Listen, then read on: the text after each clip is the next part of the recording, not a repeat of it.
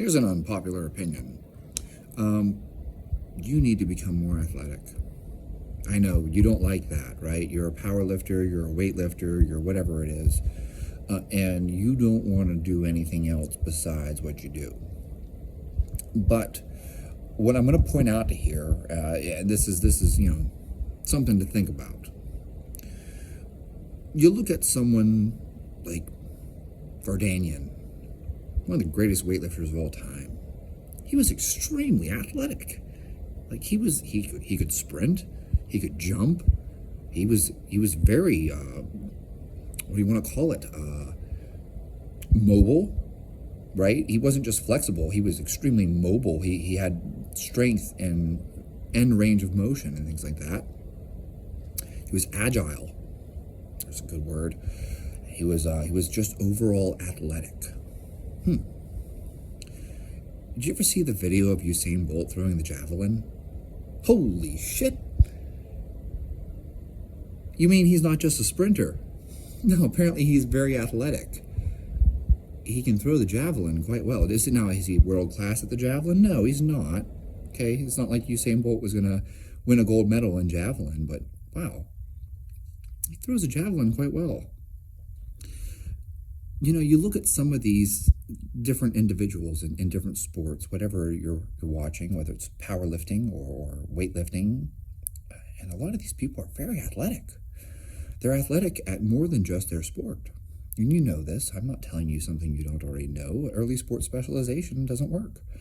The kids that grew up playing multiple sports, the Soviets found this, the kids that grew up playing multiple sports ended up being the best athletes long term. So if you specialize at the age of 5, chances are you're not going to be very good whenever you get to be about 20, right? But if you play multiple sports and then at the age of 15 or 16, suddenly you start specializing, well, now you are good at 20 because you developed all these other skills. And we know this shit. You know this. Gymnasts. Look at gymnasts. Wow.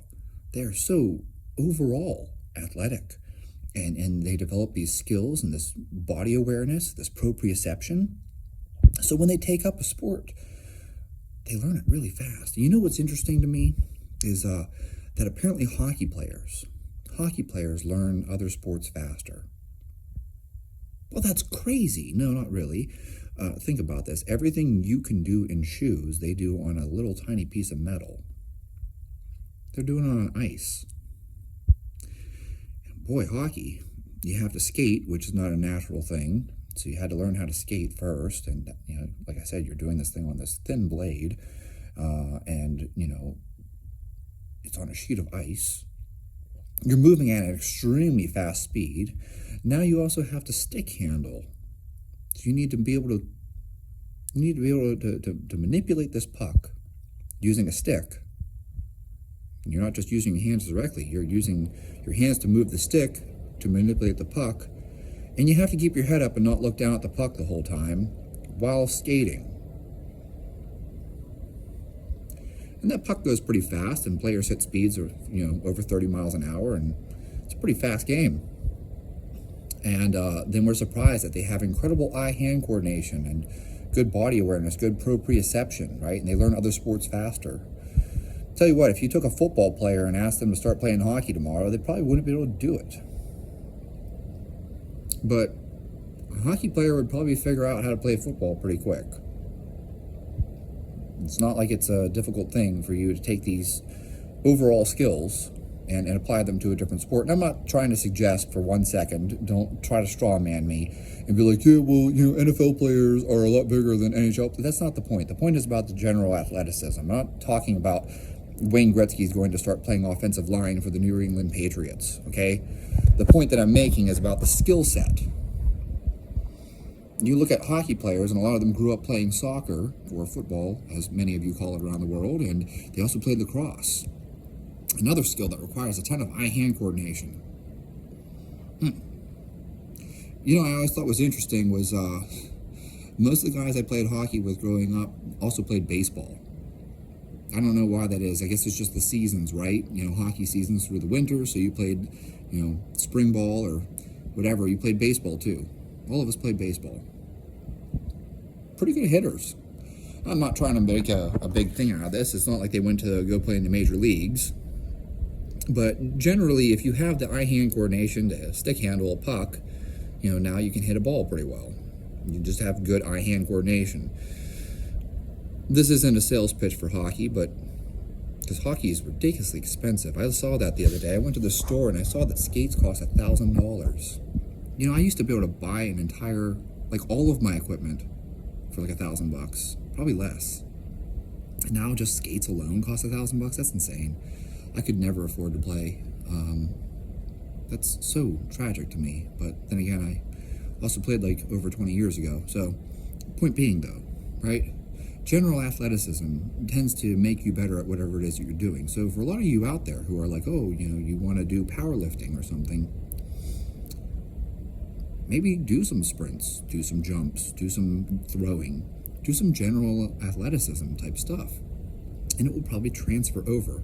Now, how much transfer? Well, I'm not trying to tell you that you should specialize in sprinting, but I am saying that you might want to include some sprinting. You might want to include some throwing. You might want to include even some gymnastic work, because you know what? That would probably be really good for your core stabilization if you can do a front lever or something like that. Coordinating movement. Coordinating movement. Hey, you want to know why pro athletes are pro athletes? I'll point something out to you. Chances are, if you're a serious lifter, you can probably squat, bench, and deadlift more weight than a lot of pro athletes. You'd be surprised. I've worked with pro athletes, and I can squat more than them. But I'm not a pro athlete. Why?